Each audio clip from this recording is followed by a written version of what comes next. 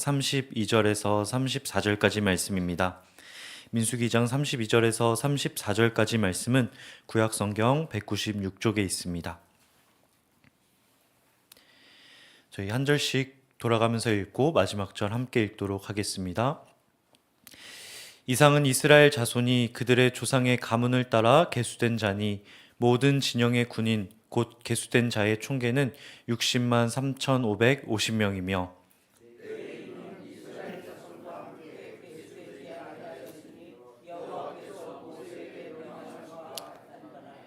이스라엘 자손이 여호와께서 모세에게 명령하신 대로 다 준행하여 각기 종족과 조상의 가문에 따르며 자기들의 길을 따라 진치기도 하며 행진하기도 하였더라. 아멘. 우리는 세상을 살아가면서 자주 질서와 자유 사이에서 갈등을 겪게 됩니다. 학교를 다니면서는 자유로운 삶을 원하지만 책임과 규칙을 따라야 할 때가 많이 있습니다. 회사를 다니기 시작하면서는 더 명확해집니다. 무질서한 조직은 오래 갈 수 없기 때문에 그렇습니다.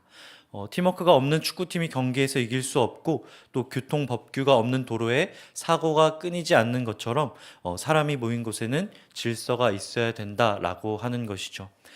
그런데 하나님 나라에도 그런 질서가 필요한 것 같습니다.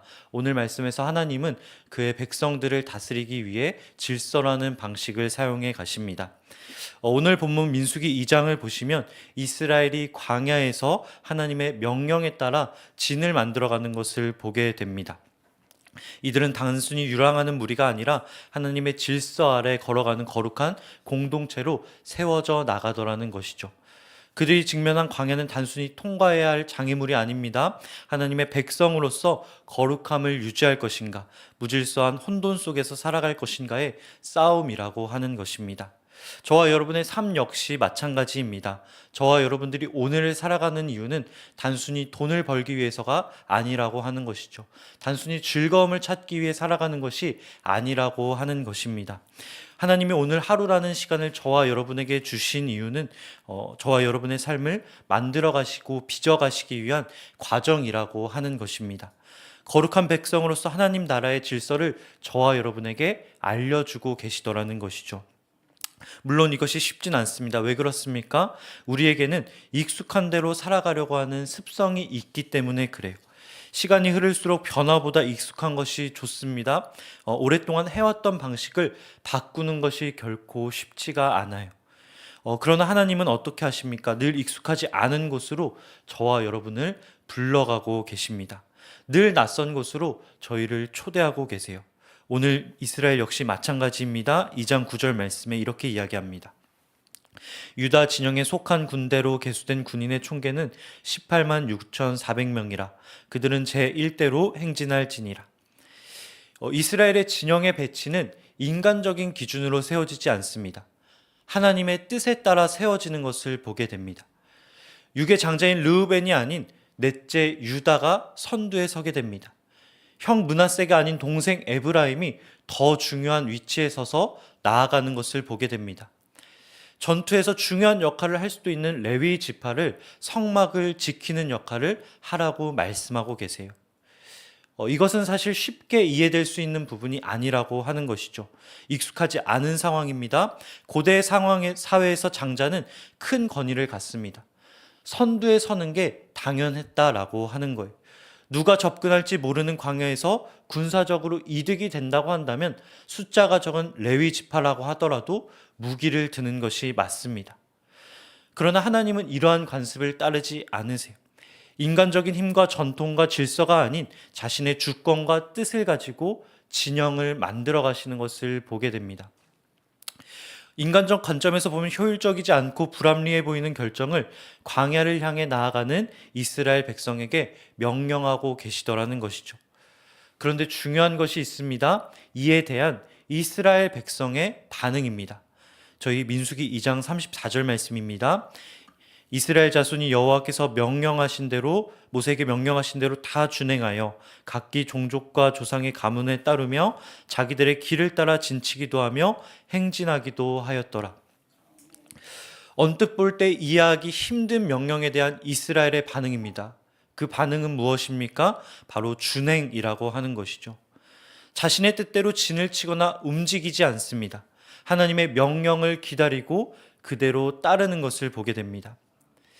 우리가 흔히 프로와 아마추어의 기준을 나누는 기준이 있습니다. 바로 누구의 기준을 따르느냐에. 아마추어는 자신의 감각을 따릅니다. 자신의 느낌에 따라 움직이게 돼요. 그러나 프로는 어떻습니까? 자신이 아무리 뛰어나다고 하더라도 감독의 전략을 신뢰해요. 내가 골을 넣고 스포트라이트를 받고 싶다고 하더라도 내게 부여된 역할에 충실한 것이 바로 프로라고 하는 것입니다. 하나님은 저와 여러분의 삶을 가장 잘 알고 계신 분이십니다. 저와 여러분을 향한 최선의 계획을 갖고 계신 분이세요. 때론 이해할 수 없습니다. 받아들이기 힘들어요. 하나님, 저는 저 앞에 나아가고 싶습니다. 라고 이야기할 수 있습니다. 여러분, 그러나 광야와 같은 이 세상 가운데 무엇이 옳은지 정말 분간하기 힘든 세상이지 않습니까? 이 세상 속에서 아마추어의 모습으로 과연 저희가 살아남을 수 있겠냐라고 하는 거예요. 나의 경험과 감각과 지혜로 전쟁과 같은 이 세상을 과연 우리가 살아낼 수 있겠냐라고 하는 것입니다. 저보다 경험이 많으시기 때문에 잘 아실 것입니다. 나의 지혜와 감각으로는 살 수 없다는 것을 잘 알고 계실 거예요. 우리의 계획을 하나님께 온전히 맡기는 것이 우리가 살 길임을 믿습니다. 비록 낯설고 어렵더라도 그 계획을 신뢰하며 나아갈 때에 우리를 이루어 가시는 그 하나님을 만나게 될 줄 믿습니다. 하나님은 세상의 질서와 다른 방식으로 일해 가십니다. 세상은 더 강한 사람을 앞에 두지만 하나님은 더 순종하는 사람을 앞서 사용하십니다. 그리고 그 질서를 통해 이스라엘을 자신의 백성으로 만들어 가십니다. 그러나 이스라엘이 그 명령에 순종해야 되는 이유가 한 가지 더 있습니다. 그들은 무질서한 광야에 하나님의 질서를 부여해야 하는 자들이기 때문에 그렇습니다. 광야는 본질적으로 무질서한 곳입니다. 혼돈이 가득한 곳이에요. 거기에는 길도 없고 삶을 유지할 수 있는 확실한 보장이 돼 있는 것도 아닙니다. 언제 어디서 위험이 닥칠지 알 수 없는 불확실한 곳이에요. 단순히 물리적으로 힘들 뿐 아니라 질서 없이 흘러가는 세상의 축소판과도 같은 곳이 광야입니다. 그런데 하나님이 이 혼돈과 같은 공간에서 이스라엘을 질서 정연한 공동체로 세워가십니다. 자기 멋대로 살아가게 두지 않으세요. 너네 맘대로 진을 세워봐라. 너네가 나아가고 싶은 대로 나아가 봐라라고 하지 않으십니다. 광야는 거주하기 어려운 환경이었을 뿐 아니라 그곳에 사는 민족들 역시 무질서하고 강한 민족들이었습니다. 부족 단위로 살아가며 약탈과 전쟁을 일삼는 민족들이었어요. 그들에게 무슨 질서가 있었겠습니까? 그들에게는 살아남는 것이 질서입니다. 약탈로 살아가던 그들에게는 힘이 곧 질서인 부족들이고 생존이 목표인 부족들입니다. 그런데 여기에 한 무리가 지나가는 거예요. 군사적으로 훈련이 돼 있지도 않고 애굽에서 급히 탈출한 노예 출신의 공동체들입니다. 그들에겐 조직적인 전투 능력도 없고 그럴듯한 무기가 갖춰진 것도 아니에요. 생존 자체가 버거움에도 불구하고 그들이 질서정연하게 나아가는 것을 보게 됩니다. 이스라엘이 광야에서 할 일은 단순히 살아남는 것이 아니었다라고 하는 것이죠. 하나님은 그들이 무질서한 광야에 하나님의 질서를 세워가길 원하셨습니다. 그래서 하나님은 이스라엘 백성에게 이렇게 말씀하십니다. 회막을 중심으로 한 질서정연한 공동체를 만들어라. 저희의 삶도 마찬가지라고 하는 것이죠. 삶을 살아가기 쉽지 않습니다. 하루를 버티기 쉽지 않다라고 하는 것이죠. 나 하나 사는 것도 쉽지 않은데 세상 속에서 내가 어떻게 영향을 끼치며 살아갈 수 있을까 생각하게 됩니다. 그러나 주님은 단순히 저와 여러분에게 살아가라고만 하지 않으세요. 버티는 걸 넘어서 이기라고 말씀하십니다. 하나님은 이스라엘이 단순히 광야를 지나가는 공동체가 아니라 그 광야 가운데 하나님의 그 질서를 세우길 바라셨다라고 하는 것이죠. 그 결과 정말 놀라운 일이 일어납니다. 민수기 24장 5절 말씀입니다.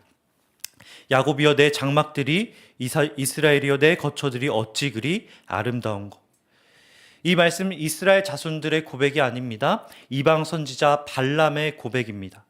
모압 왕 발락이 이스라엘을 이기기 위해 이방 선지자 발람을 찾아요.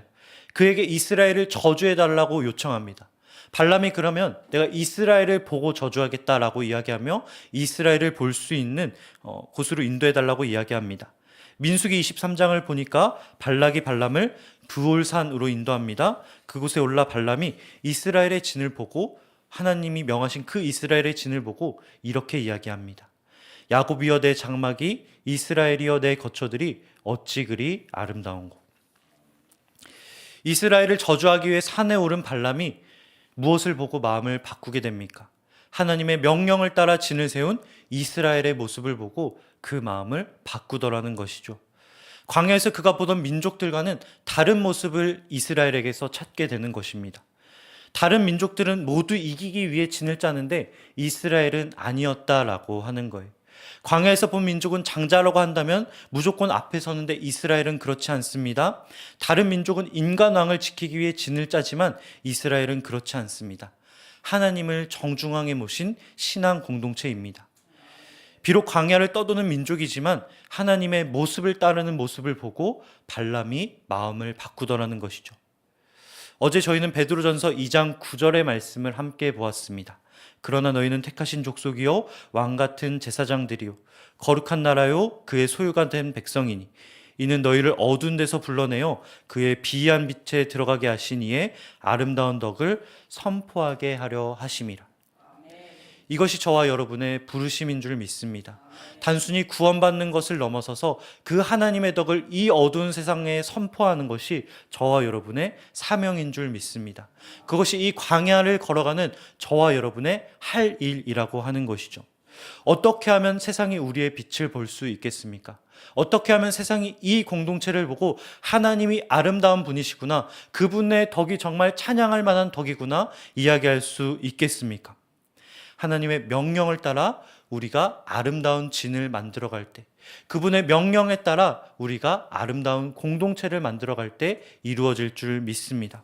오늘 말씀에 이스라엘이 그랬던 것처럼 장자된 지파가 자신의 권리를 아름답게 내려놓을 때, 각 지파가 하나님의 명령에 따라 자신의 자리를 지키며 힘써 싸우며 나아갈 때, 다른 무엇보다 하나님의 임재의 장소인 성막을 지키며 그분의 명령을 따를 때 세상이 저와 여러분을 통해 변화될 줄 믿습니다. 세상은 여전히 광야와 같습니다. 혼돈과 무질서가 가득하고 각자 자기의 뜻대로 살아가고 있습니다. 그러나 그곳에서 이스라엘은 질서를 지키며 살아가요. 세상과 다른 모습으로 그들을 변화시켜 나갑니다. 오늘 하루 우리에게 주어진 하루가 그런 하루 되면 좋겠습니다. 다른 민족과 같이 살아가는 데 목적을 두는 것이 아니라 이스라엘과 같이 하나님의 말씀을 따르며 다른 이들을 변화시켜가는 것이 저와 여러분의 삶이 되길 소망합니다. 그런 저와 여러분을 통해 세상 가운데 그리스도의 아름다운 덕이 선포되는 하루 되길 주님의 이름으로 간절히 축복합니다. 기도하겠습니다. 사랑해 주님, 감사합니다. 오늘 말씀을 통해 우리에게 세상의 질서와는 다른 하나님의 질서를 배우게 하여 주시니 감사드립니다. 우리가 살아가는 이 세상은 혼돈과 무질서로 가득하지만 그 속에서 하나님의 뜻을 살아가는 거룩한 백성 되게 하여 주옵소서. 우리의 삶이 단순히 하루를 버티는 것이 아니라 광야 가운데서 하나님의 질서를 세워가는 공동체 되게 하여 주옵소서.